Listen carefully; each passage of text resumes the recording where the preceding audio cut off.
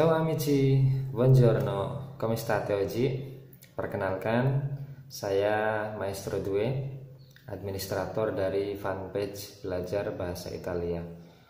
Melalui video-video yang saya buat di channel ini, saya akan membantu teman-teman untuk belajar bahasa Italia.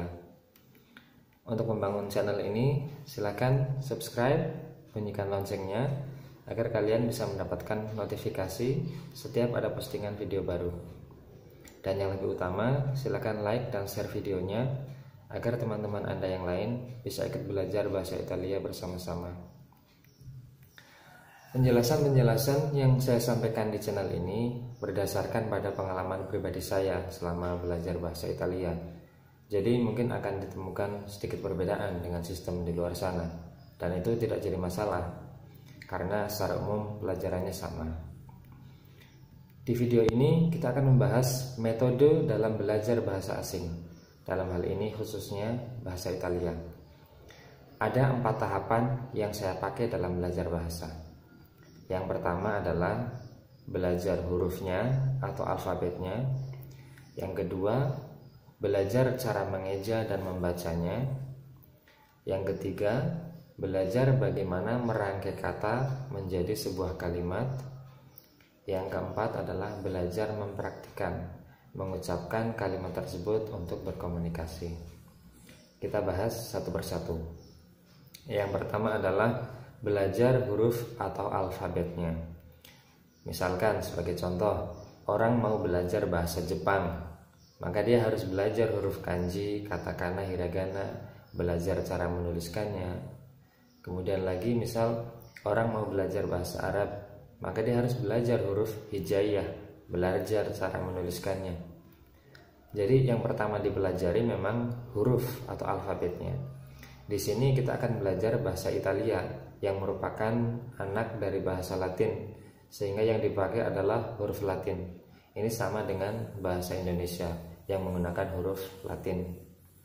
Jadi kita tidak perlu repot untuk belajar huruf atau alfabetnya karena sama dengan bahasa Indonesia. Jadi yang pertama tidak ada masalah ya. Kemudian tahapan yang kedua adalah belajar cara mengeja dan membacanya. Jadi kalau tadi kita contohkan bahasa Jepang dan bahasa Arab, setelah belajar huruf atau alfabetnya, kita belajar cara mengeja dan membaca tulisannya. Nah, karena bahasa Italia memakai huruf Latin, maka kita akan lebih mudah untuk belajar mengeja dan membacanya. Secara umum, pengejaan dan pembacaan alfabet atau tulisannya sama dengan bahasa Indonesia. Hanya ada beberapa perkecualian dan itu mudah untuk kita pelajari. Kemudian tahapan yang ketiga adalah belajar bagaimana merangkai kata menjadi sebuah kalimat. Ini berkaitan dengan grammar atau tata bahasa. Dalam bahasa Italia disebut tempo. Jadi setelah belajar hurufnya atau alfabetnya, cara mengeja dan membacanya, kemudian belajar cara merangkainya menjadi sebuah kalimat. Jadi unsur bahasa yang pertama adalah huruf atau alfabet. Huruf atau alfabet dirangkai akan menjadi kata. Kemudian beberapa kata dirangkai menjadi kalimat. Inilah 3 tahapan dalam belajar bahasa. Kemudian tahapan yang keempat adalah belajar mempraktikkan. Tahapan yang keempat adalah mempraktikkannya, mengucapkan kalimat tersebut untuk berkomunikasi. Nah, demikian 4 tahapan dalam belajar bahasa. Jadi sangat simpel sekali. Oke ya. Sampai jumpa di video selanjutnya. Ciao e ci vediamo a prossima volta. Arrivederci.